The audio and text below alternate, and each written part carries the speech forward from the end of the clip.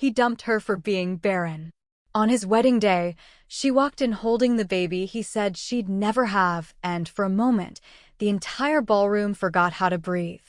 The chandeliers glowed above the guests, casting soft gold over the polished marble floor. People murmured, adjusted their clothes, lifted their phones, all believing they were about to witness the perfect wedding of a wealthy, respected family. And, trust me, none of them had the slightest idea of what was about to unfold. It happened slowly at first, the kind of slow that feels like a drum roll in the chest. The doors at the back of the hall opened with a soft echo, barely noticeable. A few heads turned. Then a few more. The whispers started like ripples in water. Someone gasped. Someone else dropped a champagne flute. Because there she was. The ex he had thrown away like she was nothing. The woman he once mocked, belittled, dismissed. The woman he blamed for every empty month and every sleepless night.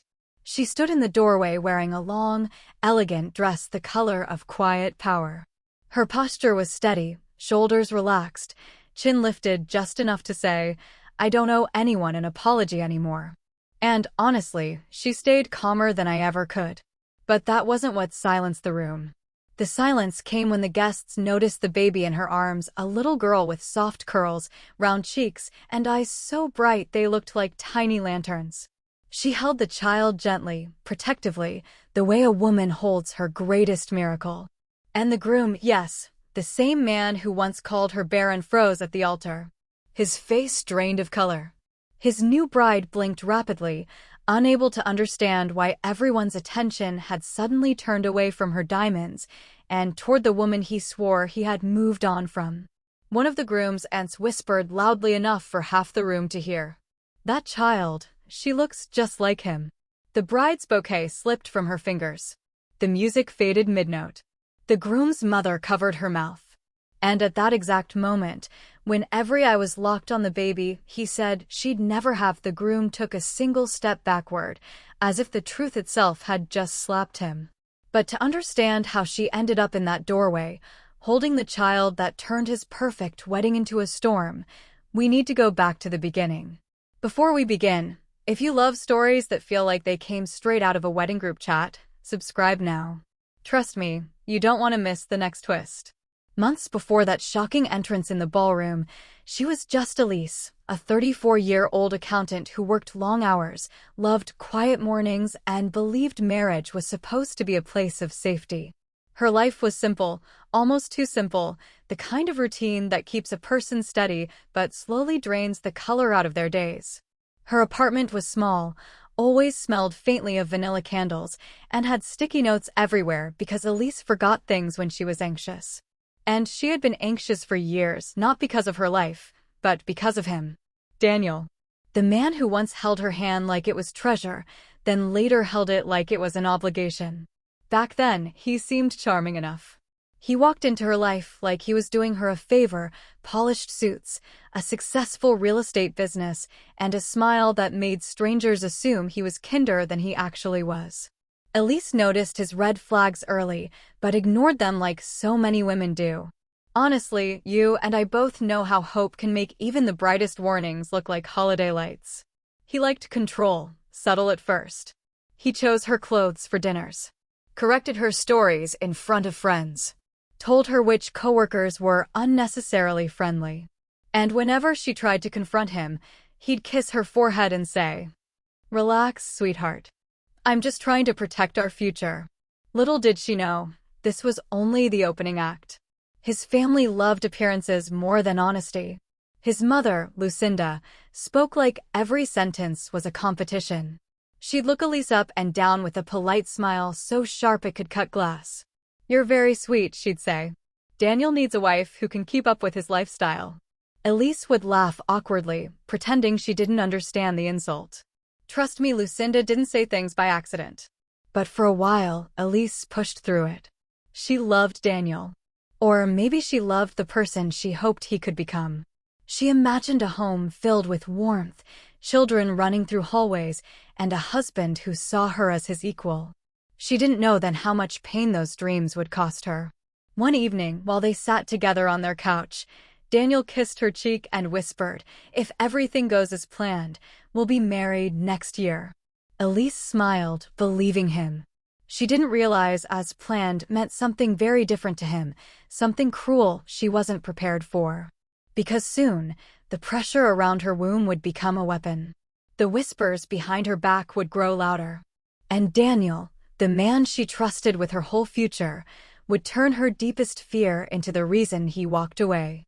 But before all of that, before the heartbreak and the scandal and the baby she would later carry into that wedding hall, Elise still believed he was the love of her life. Elise didn't notice when things shifted, when affection slowly turned into evaluation. It began with small comments, the kind people dismiss because they're said with a smile. Daniel's mother, Lucinda, had a talent for that. She could wrap an insult inside a compliment like ribbon around a knife. One afternoon, Elise visited the family estate for a Sunday lunch. Everything there felt staged, the marble floors, the perfect portraits, the silence that made her feel too loud just by breathing. Lucinda greeted her with a kiss on the cheek and a glance that traveled from Elise's shoes to her hair. "Lovely dress, dear," she said, her voice soft. "Very practical." If you felt a sting reading that, trust me, Elise felt the blade. The meal was worse. Lucinda's sister kept asking when she and Daniel would start planning a family. Daniel laughed, not nervously, but proudly, as if the question was meant only for Elise to answer. Elise tried to brush it off, sipping her water, but Lucinda wasn't done. "You're 34, dear," she said gently. "Time isn't exactly on your side. Daniel needs children to carry the family name. A strong lineage. You understand. Between us, that should have been the moment Elise got up and left. But love makes people cling to burning things hoping they'll stop hurting. When they drove home, Daniel didn't defend her. Instead, he said, "You know how my mother is. Just, don't take her comments personally." Elise nodded, looking out the window. But those words stayed lodged somewhere in her chest. Weeks passed, and more red flags appeared, bold, waving, impossible to ignore. Daniel started disappearing after work. He became irritated when Elise mentioned planning a small vacation. He avoided conversations about the future unless it involved his business. One night, as they prepared dinner together, he casually dropped a comment like it was nothing. "By the way, my mother asked if you've started tracking your ovulation. She thinks it's important at your age." Elise froze, knife in hand. "My ovulation?" Daniel shrugged. "She's just concerned. She wants grandkids." "Daniel, we haven't even tried for a baby yet," she whispered. "Why is everyone acting like I'm already failing at something?" His response was a sharp exhale. "Don't make this dramatic, Elise. I'm just telling you what my family expects." Her chest tightened. Expectations. Pressure. Responsibility she never asked for. At a dinner with his business partners, someone joked, "When will we hear baby news?" Daniel laughed and pointed at Elise. "We're working on it. Hopefully she catches up soon." Elise swallowed hard. The room chuckled. Daniel didn't even notice her discomfort. And, trust me, if you're already rolling your eyes at him, it gets worse. The month after, Daniel came home with brochures for fertility clinics. He placed them on the table without ceremony. "I booked us an appointment," he said. Elise blinked. "Us?" He hesitated. "Well, mostly you." The words hit her like cold water. He started tracking her cycle without asking. Started choosing what she should eat. Started comparing her to other women, quietly, carelessly, as if she wouldn't feel the cracks forming inside her.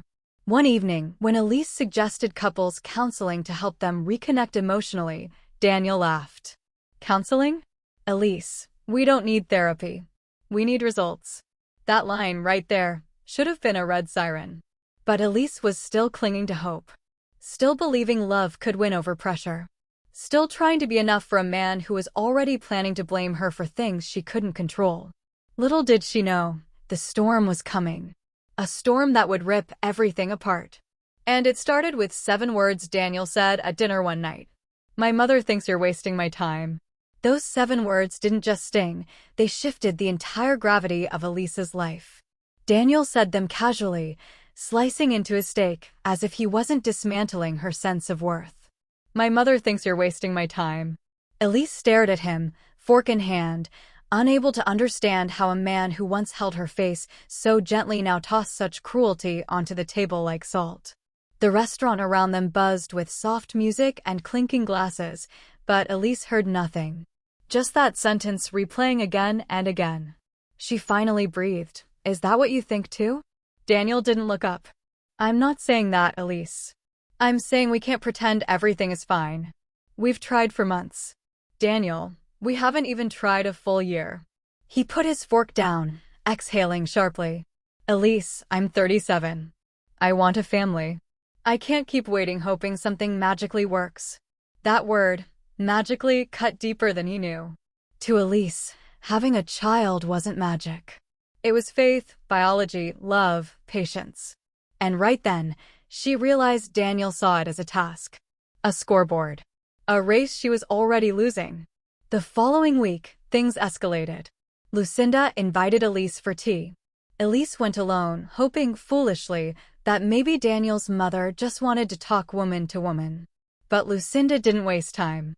She sipped her chamomile tea and said softly, Elise, I don't think you're the right match for my son.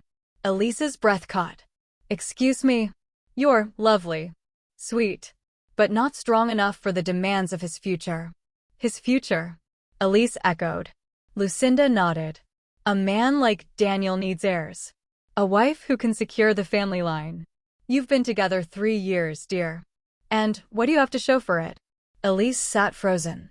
Lucinda leaned forward, lowering her voice as if sharing a secret. Women your age shouldn't gamble with time. Honestly, between us, I don't know how Elise stayed seated. I would have walked out. Maybe even thrown the tea. But Elise just swallowed her pain, stood quietly, and left without finishing her drink. That night, Daniel came home late. His face was tense, his tie loose, his mood sour. Elise, he said, dropping his jacket on the couch, did you tell my mother you were upset about her advice? Elise turned to him, stunned. Advice? Daniel, she practically told me I'm too old for you. Because she's right, he snapped. Everything inside Elise froze. Daniel continued, I don't want to hurt you, but I can't ignore reality anymore. We need answers. If something is wrong, we need to know. And, just like that, the main conflict revealed itself in full shape. Daniel wasn't looking for truth. He was looking for someone to blame. And Elise was the easiest target. 2 days later, he insisted she go for fertility testing. Not them. Not both of us. Just her.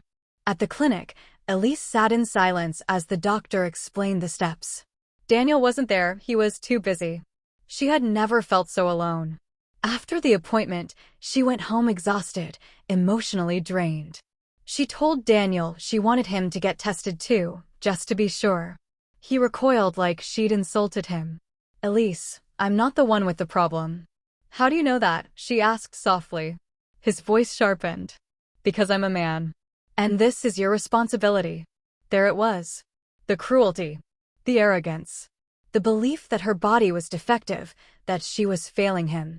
That night, Elise cried quietly in the bathroom, not because of the tests, but because she realized something devastating. Daniel didn't love her. He loved what she could give him. And he had already decided she was useless. The cracks in their relationship deepened, arguments turning colder, silences turning longer, his family becoming bolder in their attacks. She didn't know it yet, but this was the beginning of the end. Soon, Daniel would cross a line he could never come back from, a line that would shatter her, but also set her free. The breaking point didn't arrive quietly. It arrived in front of everyone. It was a Saturday evening, Daniel's father's birthday dinner, a formal event at an upscale restaurant. Elise didn't even want to go. Her test results still weren't back, and Daniel had been distant for days. But he insisted. Don't embarrass me by staying home, he said. Those words should have been a warning. The dining hall was full of polished cutlery, soft amber lights, and people dressed like they were attending a gala. Daniel's family always lived as if the world was watching. Elise sat beside him, trying to keep her hands from trembling. But Lucinda, of course, noticed. Are you feeling unwell, dear? She asked loudly, loud enough for the entire table to hear. I'm fine, Elise whispered. Lucinda smiled sweetly. then turned to the guests. Elise has been under a lot of pressure lately. The table chuckled softly. Elise felt her chest tighten. She tried to breathe through it, but the true humiliation was still to come. Halfway through dinner, Daniel's cousin, a woman who enjoyed gossip the way some enjoy dessert, leaned over and said, "So, Daniel told us you're getting tested. That's brave." The entire table went silent. Elise's pulse spiked. She turned to Daniel, horrified. "You told them?" she whispered. Daniel shrugged, sipping his wine. "They're family. They might as well know what's going on. If you're rolling your eyes right now, trust me, Elise wanted to as well." But pain kept her frozen. Lucinda added, "We just hope there's good news. It would be such a shame for Daniel to waste his best years." Someone else murmured, "A man needs heirs after all." The humiliation tightened around Elise's throat like a rope. She pressed her napkin into her lap, trying not to cry. But then, the moment that shattered her completely. Daniel's father raised his glass and said, with a pitying smile, "To patience. May Daniel find the family he deserves, one way or another." Several guests nodded. One way or another. The implication burned through her like acid. Daniel didn't look at her. Not once. Not even when Lucinda placed a hand on his arm and whispered, "There are women out there who can give you children effortlessly." Elise stood abruptly. Her chair scraped loud enough to turn heads. Daniel stared at her, only then annoyed, not concerned. "Elise, sit down. Don't be dramatic." She swallowed the sob rising in her throat. "I need air." She walked toward the exit, hands shaking, vision blurring. She heard whispers trailing behind her. Poor thing. She looks so fragile. Maybe she knows it's her fault. Honestly, that last one almost crushed her. Outside, she leaned against the cool stone wall and finally let the tears fall. This wasn't just pressure. This was public shaming. She was being quietly erased, her dignity, her worth, her womanhood, all stripped in front of people who barely knew her. But the night wasn't done with her yet. Because when Daniel came outside, he didn't comfort her. He didn't apologize. He didn't defend her. He said, "Elise, you embarrassed me. My family was being honest. If you can't handle the conversation, maybe you're not ready for real marriage." That was the moment her heart broke cleanly in two. And then he delivered the final blow, the one she would remember forever. "Elise, maybe I deserve a woman who can actually build a family with me." Her breath left her. Her knees nearly buckled. Everything she believed about their relationship shattered. And when Daniel turned his back and walked inside without waiting for her, she knew something was ending. She just didn't know yet that something far better was waiting to begin. Elise didn't go home that night. She couldn't walk into the apartment she shared with Daniel, not after he'd left her crying outside like an inconvenience. Instead, she wandered through the quiet streets, her arms wrapped around her stomach as if trying to hold herself together. City lights blurred. Her heels hurt. Her throat burned from swallowing too many tears. By the time she reached the small cafe near her office, the one she'd gone to 100 times, she could barely breathe. And that's where she saw her refuge. Mara. Her oldest friend. Her loudest defender. Her human shield. Mara was locking up the cafe for the night when she spotted Elise standing on the sidewalk, mascara streaked, shoulders trembling. "Oh my gosh, Elise?" Mara dropped the keys faster than gravity and rushed to her. "What happened? Did someone hurt you? Are you safe?" Elise tried to speak, but the words crumbled. Mara didn't ask again. She just pulled her into the warmest, fiercest hug. Honestly, thank heavens for friends like her. You'll see, Mara is the kind who would fight a dragon with a wooden spoon if Elise needed it. She brought Elise inside, made her sit down, and placed a warm cup of peppermint tea in her hands. Only then did Elise whisper, "He humiliated me, in front of everyone." Mara didn't blink. "Daniel?" Elise nodded. Mara's jaw tightened. "Tell me everything." And Elise did. Slowly. Tiredly. Painfully. She recounted the dinner. The comments. The gossip. The cruel toast. Daniel's coldness. His words outside. Every time she faltered, Mara reached across the table and squeezed her hand, grounding her. When Elise told her about the fertility test, about Daniel forcing her to do it alone, Mara's eyes widened. "Elise," she said, voice firm but gentle, "you know this already, but I need you to hear it from someone who loves you." She took Elise's chin softly, making her look up. "Your worth is not tied to your womb." Elise broke down again. Not from pain this time, from relief. Someone finally said what she desperately needed to hear. Mara continued.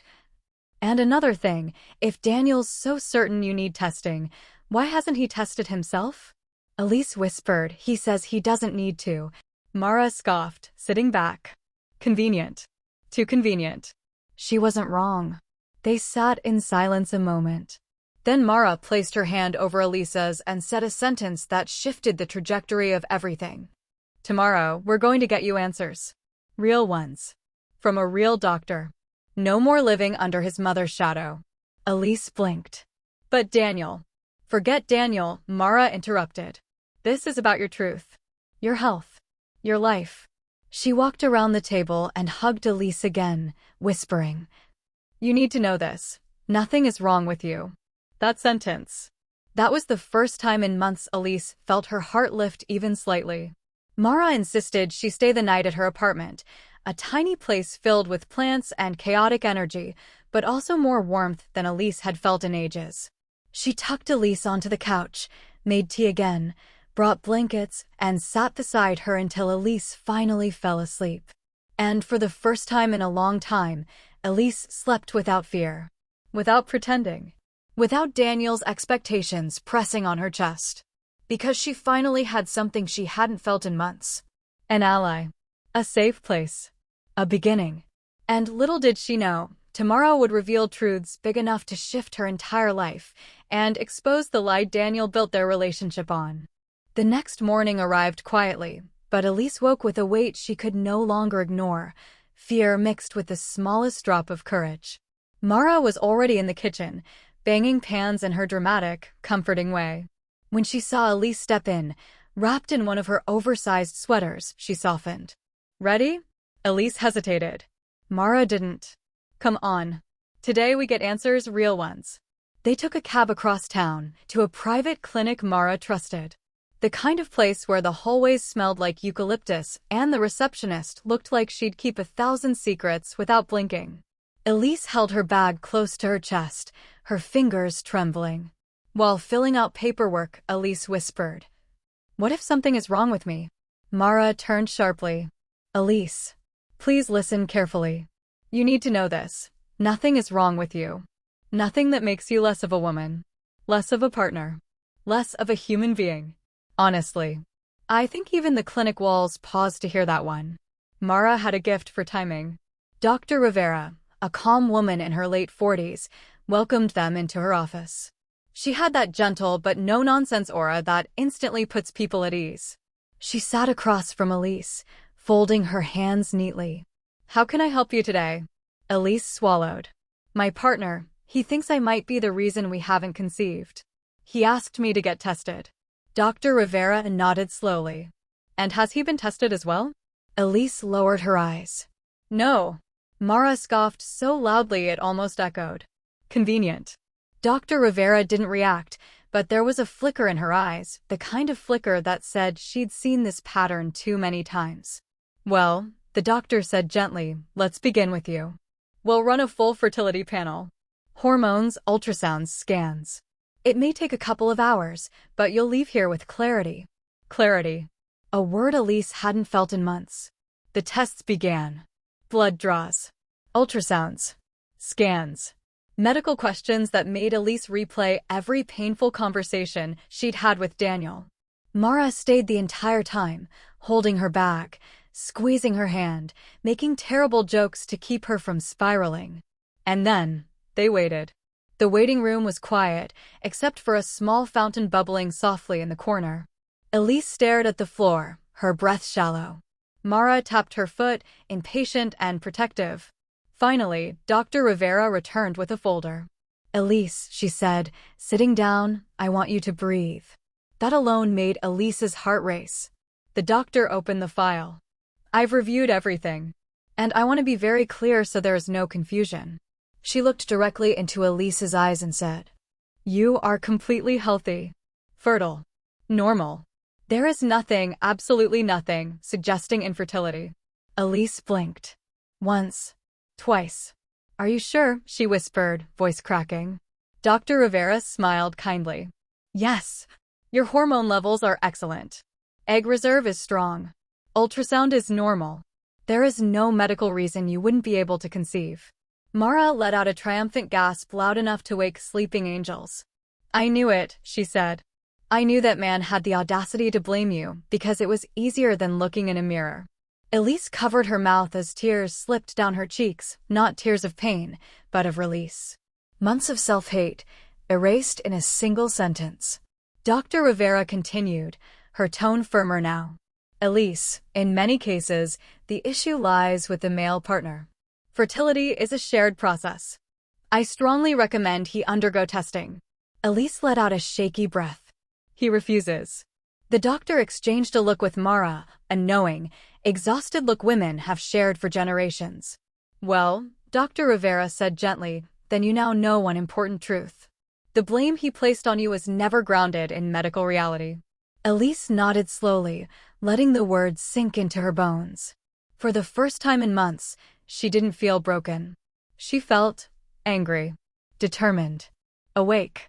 Mara wrapped an arm around her. "You hear that? You're fine. Daniel just needed someone to point a finger at, and he chose the wrong woman." They left the clinic with the results printed, sealed, and tucked safely into Elise's bag, a quiet shield of truth. Outside, the air felt lighter. Elise inhaled deeply, as if breathing for the first time. She didn't know what tomorrow would bring, but one thing was certain. She was no longer walking blind. And the truth, as painful as it was finally hers. What Elise didn't know yet was that this truth would soon collide with Daniel's pride in the most explosive way imaginable. Healing didn't happen fast. It didn't happen with fireworks or some dramatic overnight transformation. It happened quietly, the way seasons change. One breath at a time. One choice at a time. After the clinic visit, Elise went back to Mara's for a few days. She wasn't ready to face Daniel.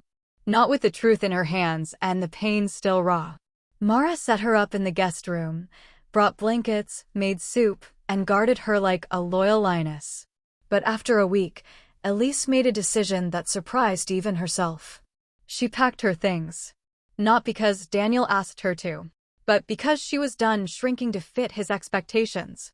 Honestly, between us, this was the first time she moved for her, not for him. She returned to the apartment while Daniel was at work. She didn't yell. She didn't leave a note dripping with emotion. She simply collected her clothes, her books, the framed photo of her mother, and walked out with dignity. She moved into a small rented loft above Mara's cafe, the kind of place that looked rough at first, but felt safe. A new beginning rarely looks glamorous, but it feels like oxygen. The first month was about silence, about resting, about letting herself feel everything she'd buried. She cried sometimes while washing dishes, sat on the floor with tea, and stared out the window. Let the grief spill out instead of swallowing it.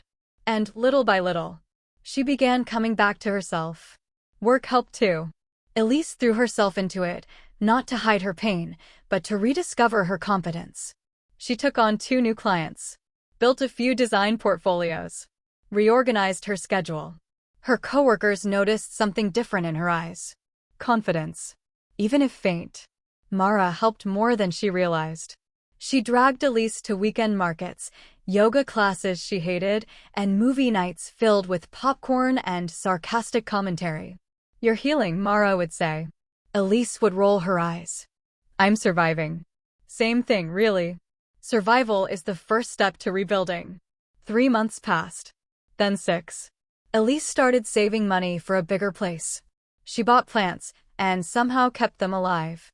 She began waking up early again, not out of anxiety, but out of clarity. She walked in the mornings, cooked in the evenings, lit candles at night. She even smiled more. Not the polite smile she used with Daniel's family. A real one. A soft one. The kind that grows slowly, like new leaves. And you know what was interesting? People around her began to notice. Her glow. Her serenity. Her subtle confidence. When you rebuild yourself, the world sees it, even if you don't. Time, truth, and peace were doing their work. But life wasn't through with her yet. Because just when Elise finally found her footing, someone new was about to appear in her life, not to save her, not to replace anything, but to show her what love looks like when it's gentle. When it doesn't demand. When it doesn't blame. When it doesn't break. She didn't know it yet. But the next chapter of her life was already walking toward her. It happened on a Thursday. A completely ordinary Thursday, the kind where nothing special is supposed to happen. Elise had come downstairs to help Mara close the cafe early. They were stacking chairs, sweeping floors, laughing at some ridiculous joke Mara made, the simple joy Elise had almost forgotten existed. Then the bell above the door chimed. A man stepped in. Tall, neatly dressed, a calm presence about him. He held a small folder in one hand and looked around the cafe with warm, observant eyes. Sorry, he said, smiling, I didn't know you were closing. I was hoping to speak with the owner. That's me, Mara said, brushing flour off her apron. What's up? The man extended his hand. I'm Aaron Lee. I own the gallery next door. We're planning a local artist showcase, and I wanted to see if you'd be open to catering for the event. Mara lit up. Absolutely. We'd love. But Aaron wasn't looking at her anymore. He had turned, very subtly, toward Elise. It wasn't a staring kind of look. Not a bold, I'm trying to flirt gaze. Just a quiet noticing, like he already sensed something resilient, something gentle, something worth understanding. Elise froze for a second. She wasn't used to being seen like that. Not after everything she'd lived. But she managed a small, polite smile. And you are? Aaron asked softly. Elise, she replied. Just helping out. Mara immediately jumped in. Of course she did. Elise is a designer. A great one. If your gallery ever needs someone for layouts or digital catalogs. Mara, Elise whispered, embarrassed. But Aaron smiled. Well, actually, we do need help with catalog formatting. If you're looking for work, I'd be interested in seeing your portfolio. The ease in his voice. The calmness. The total absence of judgment. It took Elise a full second to remember she could speak. Sure, she said. I can send it. They exchanged emails. He thanked them again and left.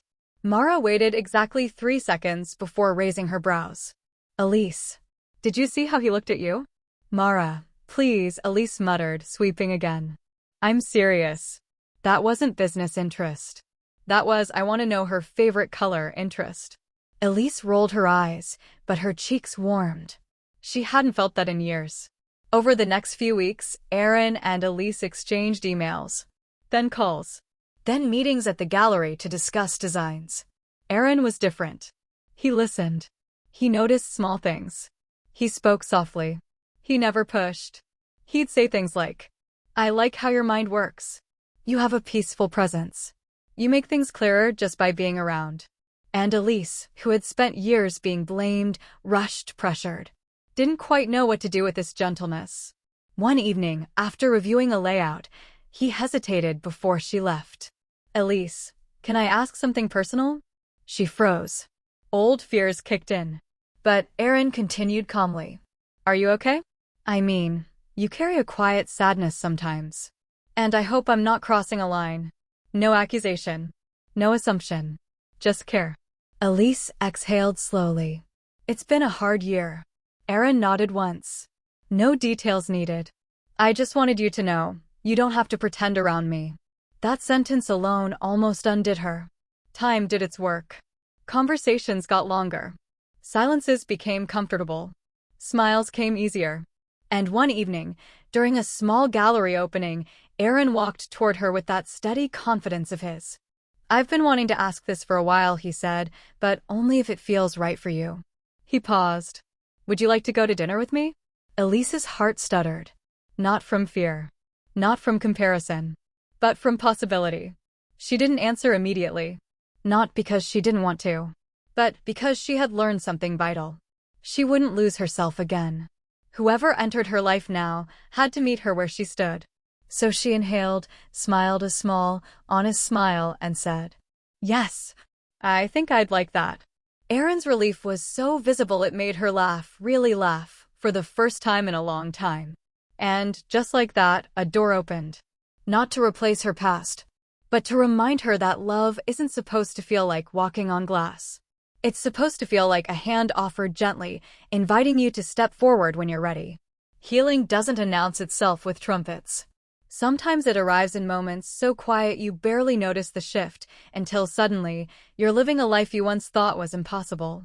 For Elise, the reward began with small signs. Her work with Erin's gallery grew so much that other galleries started reaching out. She opened a tiny studio office above the cafe, a bright room with sunlit windows, a big oak desk, and a plant she somehow kept alive longer than a week. Clients loved her. Word spread. Her designs became known for their calm, elegant storytelling, a reflection of her own rebirth. Her bank account, for the first time in years, felt stable. Her schedule was hers, not dictated by Daniel's family dinners or Lucinda's unsolicited advice. And her laughter came naturally again. Honestly, watching her rebuild piece by piece, it was like seeing someone reclaim oxygen. Meanwhile, her connection with Aaron blossomed quietly but surely. He didn't rush her. He didn't demand explanations for her past. He didn't treat her like a vessel for his future. He treated her like a person, a partner, a soul worthy of gentleness. They spent evenings cooking together in her small loft, talking about everything and nothing. Sunday afternoons walking through parks. Late nights sipping cocoa in his gallery, surrounded by art and soft music. And one night, as they stood on his rooftop watching the city lights flicker, Aaron took her hand and said, "You make my life better just by being in it." Elise's heart fluttered, not in fear, but in comfort. It was the first time she realized she wasn't just surviving anymore. She was building something real. Then came the moment that changed everything. It was a regular morning, sunlight pouring through her curtains, the smell of coffee drifting up from Mara's cafe. Elise had been feeling unusually tired for days, but she blamed long work hours. Mara, however, had other theories. "Elise." "What?" "Your face looks suspicious." "My face always looks suspicious." "No. This is the my hormones are doing gymnastics face." Elise scoffed. "Mara, please. I'm just tired." "Well, I'm not taking chances." Mara shoved a pharmacy bag into her hands. "Go. Bathroom. Now." Elise rolled her eyes dramatically but went because, honestly, no one argues with Mara when she uses that tone. And there, in the tiny cafe bathroom, holding a test she didn't expect anything from, 2 lines appeared. Bold. Clear. Undeniable. Elise froze. The test slipped from her fingers and clattered onto the counter. She pressed a hand to her mouth, breath shaking. Pregnant. She was pregnant. She sank onto the small bench, tears filling her eyes, but this time, they weren't tears of fear or shame. They were tears of vindication. Of truth. Of a life she thought had been stolen from her. Mara banged on the door. "Elise, are you alive? Blink twice if you need help." Elise opened the door with trembling hands. Mara looked down at the test, then screamed so loudly the entire cafe jumped. "My God. Elise. My sweet, beautiful, fertile sunflower." She hugged her so tightly Elise laughed through her tears. Later that evening, Elise told Aaron. She expected surprise. Maybe panic. What she didn't expect was this. He knelt, held her hands, looked at her with soft, teary eyes, and whispered, "Elise, this is the greatest gift I could ever imagine. But I want you to know something important. I love you with or without a child. This baby doesn't make you worthy. You already were." Those words. They healed something even the truth couldn't. Months passed. Her belly grew. Her studio thrived. Her home filled with warmth and color. Mara became an honorary aunt, fussing over everything from vitamins to baby socks. People who had once pitted Elise now admired her resilience. Friends said she glowed. Clients said she radiated confidence. But Elise didn't care about the world's opinion. She cared about the quiet joy in her mornings, the safety of Aaron's embrace, the fluttering life inside her. And one crisp morning in late autumn, she held her baby girl for the first time. Small, warm, pink cheeks, tiny fingers wrapping around Elise's. Elise sobbed softly into her newborn's hair. "I thought I'd never have you," she whispered.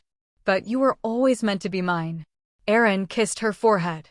Mara cried louder than the baby. The room felt holy. Elise had been called barren, dismissed, humiliated, crushed. But now, she was a mother, a creator of life, a woman restored. The miracle wasn't just the baby. The miracle was everything she rebuilt to be ready for her. While Elise's world was softening, blooming, and settling into a peace she never thought she deserved, Daniel's world was slowly collapsing. Not loudly, not dramatically at first. Downfalls rarely start with an explosion. They begin with small cracks, the kind proud people pretend not to see. It started at work. Daniel had always walked through his office like a man who owned oxygen itself. But after Elise moved out, after she stopped being the emotional punching bag that kept his ego balanced, people noticed something changing in him. He was distracted, irritable, colder than usual, even for him. His performance dropped. A client pulled out of an important contract, blaming Daniel's lack of clarity and consistency. His boss called him in for a meeting and said, "You need to get your personal life in order. You're slipping." Daniel smiled politely, made excuses, walked out of the office, and collapsed into his car seat with his hands covering his eyes. Because the truth was catching up to him, and he knew it. Then came the whispers. Work gossip travels faster than light. People had heard Elise moved out. People had heard she was getting checked. People had heard enough fragments to form their own conclusions. For the first time in his life, Daniel felt exposed, judged, observed. He hated it. But the worst was yet to come. His mother, Lucinda, the woman who once fed his ego like a pet lion, began to unravel too. She called daily. "Daniel, what are you doing to fix this? People are talking. You cannot let your future fall apart like this. You need a respectable wife. A capable one. You must keep trying until it happens. Trying. Trying. Trying." The word echoed in Daniel's mind every night, cruel and sharp. What she didn't know, what no one knew yet, was that the truth about Elise's test results still haunted him. He hadn't asked her about them since the night she left. He sensed deeply that he wouldn't like the answer. And so he pretended he didn't care. Pretended he was relieved she was gone. Pretended he was ready for someone better. But when he came home to an apartment with her things missing, her books, her sweaters, her warm presence, something inside him twisted painfully. He found one hairpin near the couch, a tiny silver thing she used to twist her hair. He held it for a full minute without breathing. His mother didn't help at all. She doubled down. Brought eligible women to accidental dinners. Critiqued Daniel's every move. Reminded him he wasn't getting younger. But something else began happening. People in her social circle stopped hanging on her every word. At charity events, some women avoided eye contact. A few whispered when she passed. One even said loudly, "Isn't that the woman whose son blamed his partner for infertility? Honestly, she should be ashamed." Lucinda froze. Her pride pierced like glass. For the first time in years, she couldn't hide behind status. And Daniel watched it all unfold. His mother shrinking. His reputation slipping. His relationships crumbling. Everything he built on pride was breaking under the weight of truth he still refused to face. Then, the real blow came. 6 months after Elise left, while Daniel was reviewing a file at work, his coworker Leo approached him. "Hey, I didn't want to bring this up, but I saw something online." Daniel frowned. "What?" Leo hesitated, lowering his voice. "Elise. She seems happy. Really happy. And Daniel, she's glowing." Something cold and heavy settled in Daniel's stomach. And, Leo added, someone commented that she's expecting. Daniel froze. Expecting. The word tore through him like a blade. His ears rang. His chest squeezed. He gripped the edge of the desk so hard his knuckles turned white. Leo continued quietly, "Look, man. I'm not judging. But maybe you should have checked yourself too." Daniel couldn't speak. Because everything, every lie, every cruelty, every accusation. Only a few weeks had passed since Elise left Daniel's apartment. Elise away for something. Weeks that felt like a lifetime in slow motion. He felt She was calmer now, and the downfall still that had fragile been quiet sometimes, until yes. now. Still Finally quietly collecting real, pieces of herself. because it wasn't just the but child. something inside her It had was the shifted. fact that Elise She had didn't found know a she was life pregnant without him. yet. Her A body love hadn't without him. changed. A Her future future he was couldn't still a touch. soft, blurry Lucinda fog. reacted even And that's worse. when the gala invitation When she found arrived. out Elise was pregnant, an ivory envelope, she sat down thick heavily and, and pretentious, whispered, slid under her studio door as if the universe itself had She sent was it. the barren one. Gold embossed She was the lettering. problem. Daniel's But family even crest. she heard how hollow Formal, that sounded. expensive, Her whole unnecessary. narrative, The pride that Mara built her walked in family just in identity time to see collapsed. Elise Pick it up. The woman she once absolutely humiliated not, Mara said. was the woman Burn now it. proving she had Burn been the wrong building. all along. Burn the whole street. Pride doesn't die Elise quietly. opened it anyway. It shatters, It's leaving their people annual scrambling legacy to gala, pick up she the murmured. pieces. Mara and Daniel rolled her eyes so he was running hard out of they places almost to left hide. orbit. Because Legacy? soon, Very their soon, family's he would entire have to legacy face is Elise Botox publicly. and bad He just decisions. didn't know yet how But Elise dramatically kept that reading. moment was coming. Because her name wasn't buried in the guest list. It was bold. Front row placement. A personal invitation. Mara snatched the envelope. Oh, for the love of drama. They want you there because Daniel is spiraling and his mother wants to make sure you look replaceable in public. Pathetic. Elise didn't argue. Because Mara was probably right. Still, something tugged at her. Not curiosity. Not desire. Just a quiet, grounded sense that she was strong enough to walk into any room now. When she told Aaron about the gala, he simply said, "You don't have to go. I know. But if you do, I'll stay close. You won't see me unless you want to, but I'll be there." That was enough. Not rescue. Not pursue. Just presence. The night of the gala. Elise walked into the ballroom wearing a long, silver gown, elegant but understated. Her hair soft, makeup simple, expression serene. No necklace. No baby. No signs of pregnancy. Just Elise, the version of herself she had forgotten she could be. The chandeliers cast warm light over polished floors. People turned. Whispered, "Is that Elise? She looks different. She looks peaceful." Mara walked beside her like an armed guard in heels. Aaron stayed a few steps back, close, protective, unobtrusive. And then, Daniel saw her. His breath caught mid-sentence. He went rigid. His expression cracked for half a second, the kind of crack that reveals everything. Because Elise wasn't devastated. She wasn't collapsed. She wasn't desperate for explanations or apologies. She was calm. That alone rattled him more than fury ever could. He tried to approach her. Tried to smile in that polished, confident way he always used in public. But Elise simply gave a polite nod. And walked past him. She didn't stop. Didn't greet him. Didn't ask how he was. She didn't owe him that. And that moment, that one silent dismissal, was the first time Daniel realized she was no longer orbiting his world. He felt it like a bruise. He didn't know she was carrying a secret. He didn't know she'd soon leave the city for good. He didn't know he would not see her again until the day he tried to marry someone else. He only knew one thing. He had lost something. And he didn't even understand what. After the gala, weeks later, not months, Elise quietly left the city with Aaron and Mara's support. They all agreed she needed peace, distance, and a clean emotional horizon. What happened next unfolded far away from Daniel's world, her pregnancy, the birth of her daughter, and the first year of motherhood, all private, intentional, protected. Elise built a life that Daniel could no longer contaminate. She worked remotely. She healed. She raised her child surrounded by love, not pressure. And Aaron stayed steady, patient, never replacing Daniel, simply being the safe presence she had always deserved. When her daughter was nearly 1 year old, Elise finally felt ready to return. She didn't announce herself. She didn't post anything. Most people didn't even know she had a baby. Her life had become her sanctuary, not a spectacle. 2 weeks after returning to the city, something unexpected arrived at her door. A thick cream-colored envelope, embossed with gold, the kind only Daniel's family still used.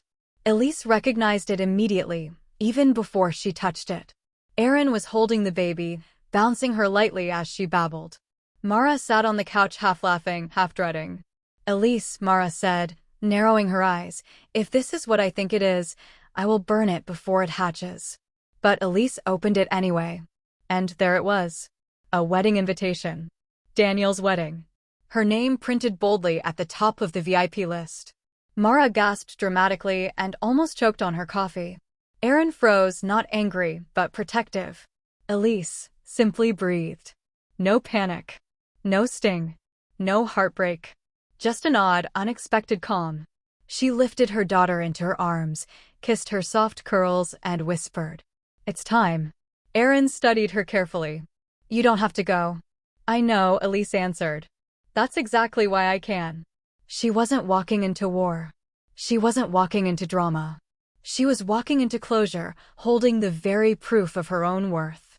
And this time, she wouldn't be walking in alone. The wedding venue glowed under soft golden lights. Guests whispered, adjusting ties and dresses, expecting a perfect ceremony, the kind that exists only in family magazines and expensive fantasies. But perfection shattered the moment the back doors opened. Elise stepped inside, holding her daughter. The room inhaled as one. People froze mid-conversation, mid-smile, mid-breath. A woman near the aisle whispered, "Isn't that Daniel's ex?" Another leaned in, eyes widening at the child. She looks just like him."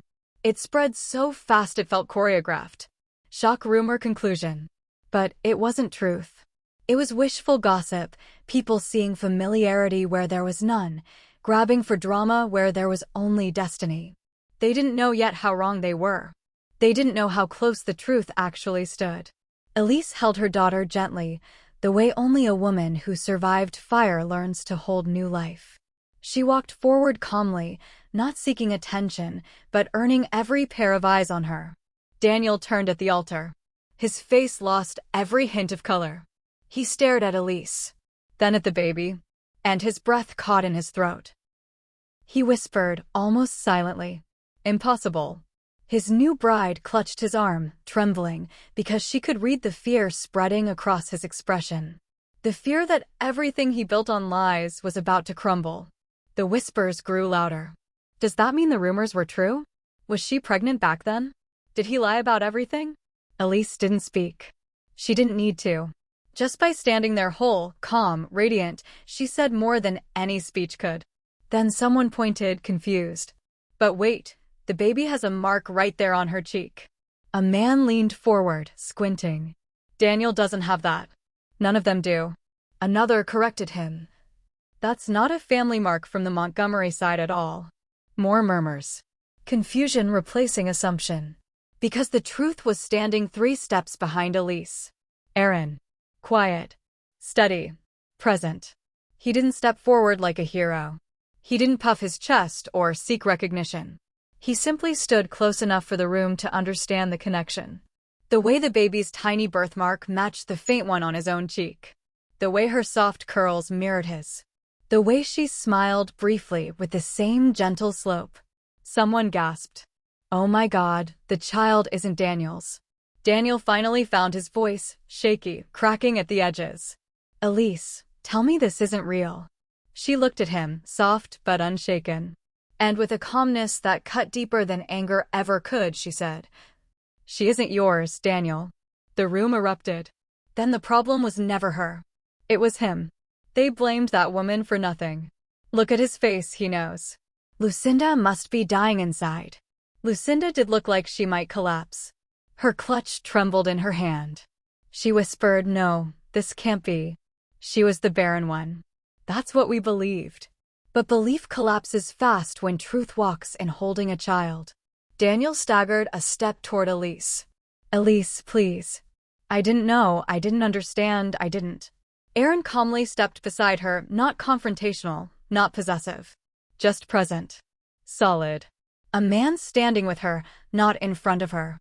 Daniel froze. Because in that instant, he finally understood what true loss felt like. Elise looked at him with compassion, not vengeance. "You didn't lose me because of a child, Daniel. You lost me because you never believed in me." The room fell silent. The bride quietly lowered her bouquet. Some guests looked away out of secondhand embarrassment. Others watched in awe. Elise adjusted her daughter on her hip. And that was it. No screaming. No chaos. No dramatic storm. Just truth. And a woman finally walking toward the life she deserved. She turned away from the altar, Aaron gently guiding her with a steady hand on her back. The door she entered through moments ago felt lighter now.